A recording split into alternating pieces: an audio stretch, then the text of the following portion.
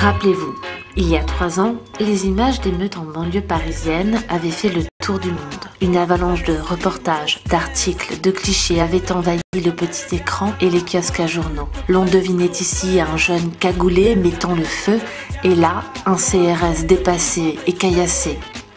Depuis, les médias se sont souvent interrogés sur l'impact de ces images, impact sur l'opinion publique et à terme sur le jeu politique.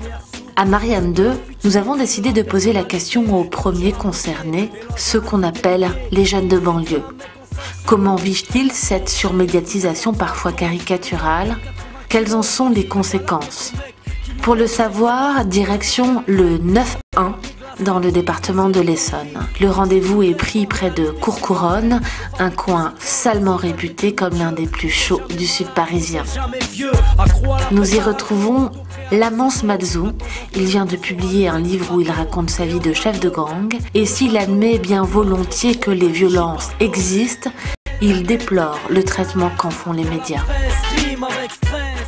C'est quoi la différence entre l'image que donne la télévision de la banlieue et les vrais problèmes qui existent quand même? Il y a des incidents en banlieue, mais je pense que la problématique des incidents qui est en banlieue ne concerne pas que la banlieue. Des morts, il y en a dans toute la France, d'accord, dans tous les milieux. Des incidents divers et tout, ce dont on parle en banlieue, il y en a partout.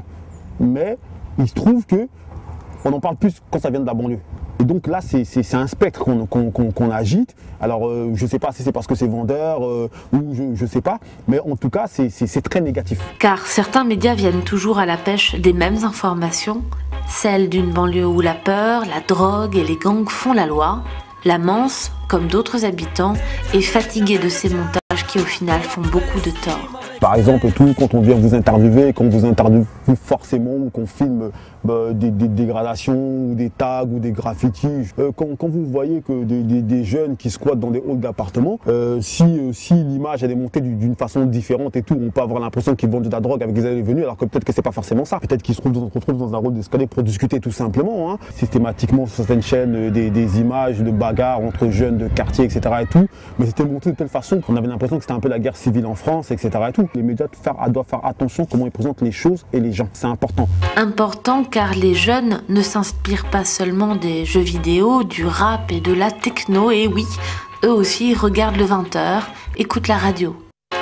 Alors être en permanence présenté comme une petite terreur, un anti-héros quand on a 15 ans, cela frappe l'imagination. Parce qu'il leur est impossible de changer cette image, certains finissent donc par s'y identifier. Les jeunes aujourd'hui, à force d'être stigmatisés de cette manière-là, à la longue, ils vont finir par se comporter de la manière dont on les décrit. S'ils voient des gens qui traînent dehors et tout, qui font tout n'importe quoi, et s'il n'a que ça comme référence, forcément, ça peut donner tout et n'importe quoi. Impact des médias, par exemple, ce qui s'est passé à Clichy-sous-Bois il y a 2 ans de ça. S'il n'y aurait pas eu le journal de 20h sur France 2 et je passe et toutes les chaînes, eh ben, il n'y aurait eu aucune révolte. Pourquoi? Parce que les jeunes de France, ils ont une télévision et ils voient qu'à Clichy-sous-Bois, ça brûle des voitures, qu'il y a de la violence là-bas et eux, ils veulent faire pareil, ils veulent se révolter aussi. Pourquoi ils veulent faire pareil? Ben, pour qu'on parle juste de leur ville et qu'on parle des jeunes de leur ville aussi. Eux aussi peuvent faire des choses et peuvent tout casser, comme ce qui s'est passé à Paris. Et ici, l'on a très bien compris les rouages de la machine médiatique. Alors, faute de pouvoir changer l'image des banlieues, certains ont décidé de s'en servir et de prendre les médias à leur propre jeu. Quand on parle de vous en mal, vous avez tendance à faire une chose qui est très simple dans un premier temps, c'est se replier. Quasiment immédiatement ou quelques temps après, il y a un grand ras-le-bol.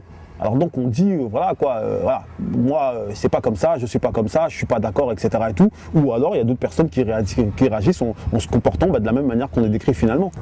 Et pourquoi avoir envie de dire, ouais, nous aussi on peut tout casser? Je pense que c'est juste pour qu'on parle d'eux, quoi, voilà. Voilà. Mais pourquoi c'est la seule façon d'exister? De s'inscrire dans la société pour dire on existe? C'est ça, enfin...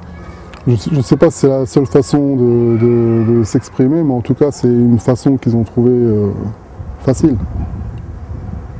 Parce que du coup, les médias appliquent. Exactement. Je pense que c'est devenu quelque part pour certains jeunes la seule manière de se faire remarquer des pouvoirs publics, enfin en tout cas de se faire entendre. Parce qu'à ce moment-là, bah, il se passe que bon, on a des gens, des pouvoirs publics, des élus municipaux qui viennent et tout, et qui cherchent à discuter avec eux et à savoir quels sont leurs problèmes. Demain, Marianne vous donne rendez-vous pour les travaux pratiques. À partir de cette interview, nous allons vous montrer comment l'on peut dénaturer ses propos. Un autre montage, un commentaire et une musique différente, et ce simple sujet pourrait bien faire passer ces intervenants pour de vrais petits caïds.